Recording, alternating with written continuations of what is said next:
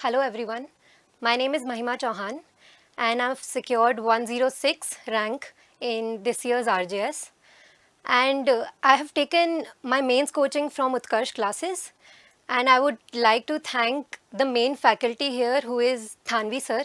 He was the main law faculty and he is one of the biggest reasons why I have been selected today. तो अगर मैं law की बात करूं तो सबसे पहले मैं उत्कर्ष क्लासेस को ही थैंक यू बोलना चाहती हूं, और मैं अपनी स्ट्रैटेजी की बात करूं तो जो आरजेएस का एग्ज़ाम है, जो कि 3 स्टेजेस में होता है, प्रीलिम्स, मेंस और इंटरव्यू, ये तीनों ही स्टेजेस बहुत इंपॉर्टेंट है और इन तीनों ही स्टेजेस में अलग अलग स्ट्रैटेजी और अलग अलग अप्रोच अपनाने की ज़रूरत है, जो कि मैंने बहुत शुरू में ही रियलाइज़ कर लिया था। आई थिंक प्रीलिम्स बहुत ही ब्रॉड बेस्ड होता है एंड उसके लिए आपको बहुत ही बारीकियों में जाने की ज़रूरत है। जैसे जब आप बेयर एक्ट भी पढ़ रहे हो तो आपको इन डिटेल बेयर एक्ट की हर एक चीज़ पढ़ने की ज़रूरत है, बिकॉज एमसीक्यू कहीं से भी आ सकता है।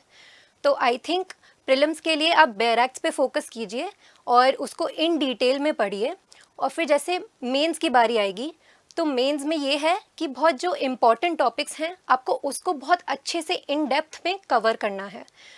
सबसे ज़्यादा मुझे मेंस में उत्कर्ष कोचिंग का ही हेल्प मिला, क्योंकि जो थानवी सर हैं उन्होंने बहुत ही ज़्यादा क्लैरिटी से पढ़ाया, और उसके बाद इसमें ऐसा भी नहीं है कि आपको बहुत ज़्यादा केस लॉज याद करने की ज़रूरत है। जहाँ पे केस लॉज पूछे गए हैं वहाँ पे आप केस लॉज डालिए, और जो इम्पॉर्टेंट टॉपिक्स भी हैं आप उनके लिए कमेंट्रीज़ भी रेफ़र कर सकते हैं।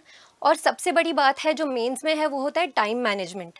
तो ये जो पूरा पेपर होता है ये मैंने भी वैसे ही टाइम के साथ डिवाइड किया था। जैसे कि शॉर्ट क्वेश्चंस हैं वो आप कितने टाइम में ख़त्म करेंगे, लॉन्ग क्वेश्चंस है वो आप कितने टाइम में ख़त्म करेंगे, फिर आपका जजमेंट राइटिंग आएगा उसको आप कितना टाइम देंगे। तो अगर आप ऐसे डिवाइड करके चलेंगे तो आपको बहुत हेल्पफुल रहेगा और आपका पेपर भी नहीं छूटेगा। मेरी जो मुझे लगा एक वीकनेस रही वो थी कि मेरा राइटिंग प्रैक्टिस इतना स्ट्रॉन्ग नहीं था, तो मेरा भी थोड़ा बहुत पेपर छूटा था। तो आप मेंस के लिए ध्यान रखिएगा कि मेंस में जो आपका एक तो आंसर राइटिंग प्रैक्टिस की आपको बहुत प्रैक्टिस करनी है। आंसर प्रॉपर फॉर्मेट में होना चाहिए, और फिर आंसर राइटिंग की स्पीड, ये एक बहुत ही इम्पॉर्टेंट और एस्पेक्ट है। तो इस पे भी आप फोकस करिएगा, और इसके लिए है आपको बहुत सारी टेस्ट सीरीज़ देनी है। तो प्रीलिम्स के लिए भी ज़्यादा से ज़्यादा एमसीक्यूज़ आप प्रैक्टिस कीजिए, और मेंस के लिए भी ज़्यादा से ज़्यादा टेस्ट सीरीज़ दीजिए, ताकि आपका हाथ खुले और आप अच्छे से आंसर्स विद इन टाइम आप ख़त्म कर पाएँ वो पेपर। और फिर अब इंटरव्यू की बारी आई तो इंटरव्यू भी मैंने यहाँ पे उत्कर्ष में ही मॉक इंटरव्यूज़ दिए थे, और बहुत अच्छे रेप्यूटेड उन्होंने पैनल भी बनाया था, एंड आई थिंक वो बहुत हेल्पफुल रहा, क्योंकि जो भी मॉक इंटरव्यूज़ में थोड़े बहुत क्वेश्चंस मुझे पुट किए थे वो वही मेरे एक्चुअल इंटरव्यू में भी मुझे यूज़फुल रहे। तो इंटरव्यू में बस यही है कि आपको बहुत ही बेसिक क्वेश्चंस ऑफ लॉ पूछते हैं।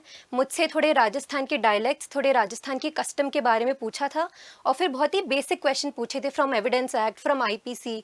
तो आपको बस बहुत ही क्लैरिटी के साथ और बहुत ही कॉन्फिडेंस के साथ वहाँ पे आंसर करना होता है, एंड वो आई थिंक जब आप पूरा सिलेबस पढ़ ही लेते हैं उसके बाद आपको इतना कॉन्फिडेंस आ ही जाता है। एंड उत्कर्ष क्लासेस ने स्पेशली मुझे हेल्प किया बहुत मॉक इंटरव्यूज़ में।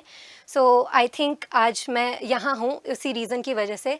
And I would also like to say कि इसमें हार्डवर्क का बहुत की रोल प्ले करता है ये चीज़, और उसके साथ ही आपके आसपास के जितने आपके पेरेंट्स हैं, जो आपके दोस्त हैं, उन लोग का भी बहुत बड़ा रोल होता है, क्योंकि उनके सपोर्ट सिस्टम के बिना आप इतना बड़ा एग्ज़ाम नहीं क्रैक कर सकते हैं। तो कोशिश करिए कि आपके आसपास सारे सपोर्टिव लोग हों और आप हार्ड वर्क कीजिए, क्योंकि आप मेहनत से बहुत आगे बढ़ सकते हैं। ये कि आप बहुत और भी बड़े एग्ज़ाम्स क्रैक कर सकते हैं। सो मेरी जर्नी यही थी, and all the best to all of you, and thank you so much.